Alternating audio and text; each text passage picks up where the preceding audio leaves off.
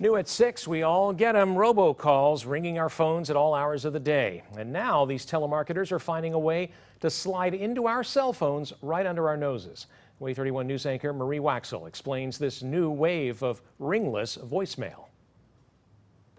You have to go through there and clear it out just every day. Everything is on this phone. You know, Life 360's on this phone. Like many of us, Mary Catherine Mills depends on her cell phone. In fact, you could even call it the lifeline between her and her husband. He's a truck driver, and he had a heart attack in 2015, and because of technology, I was able to call and get, help to him, and they picked him up at his truck, took him to a hospital in Colorado. She also cares for her 80-year-old father, so missing a call is not ideal, which is why she started to have serious concerns about her service just a few weeks ago. I started noticing that I was getting voicemails, but my phone was not ringing.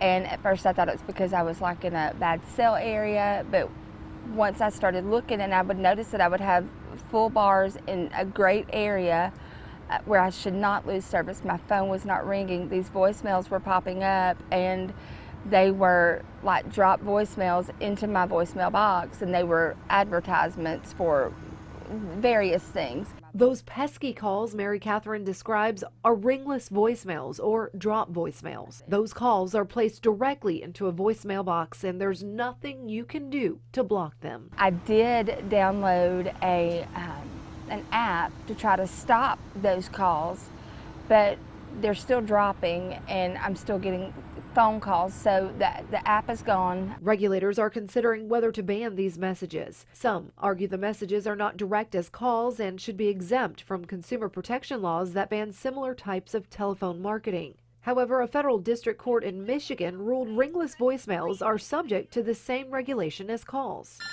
Illegal or not, they're still annoying. To enforce these things, obviously it's an antiquated law that has to be set up with the times so the Attorney General can actually track the bad actors and are interrupting my day, your day, everyone's day. Huntsville attorney Will League says there are some penalties out there on the civil side, but it's nearly impossible to track them down to hold them accountable. Once they start getting hit, shut down the company, move on to something else. So it's really a bob and weave type thing from the telemarketer. Until stricter regulations can be adopted and imposed, we're left policing our own calls. Once I know that it's one of those dropped voicemails, I hit delete. I will not listen to it. In Huntsville, Marie Waxel, WAY 31 News.